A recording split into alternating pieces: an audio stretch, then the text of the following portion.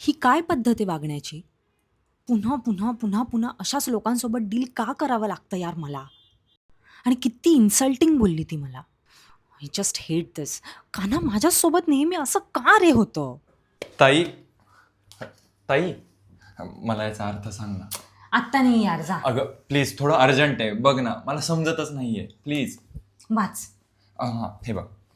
समः शत्रोच मित्रे च तथा मानापमानयोः शीतोष्ण सुख दुःखेषु समसंग विवर्जितः. किती सोपं आहे. काय आहे? समः शत्रौच मित्रेच तथा मानापमानयोः. म्हणजे काय? ज्याच्यासाठी शत्रू आणि मित्र दोन्ही एक समान आहेत. म्हणजेच जो सुख आणि दुःख या दोन्ही परिस्थितींना एकसारखं मानतो. म्हणजेच मान मिळाल्यावर जो सुखाने हुरळूनही जात नाही, खूप आनंदितही होत नाही आणि अपमान झाल्यावर जो दुःखही करत नाही, बरोबर? हो, अशा दोन्ही परिस्थितीत जो स्थिर चित्त असतो, तोच भगवंतांना प्रिय असतो, नाही का?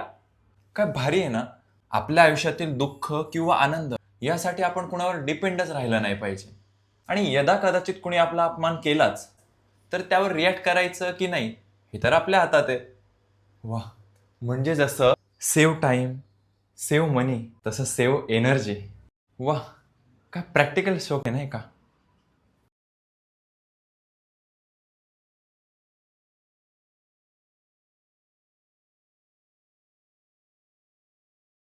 प्रॅक्टिकल श्लोक तर आहे.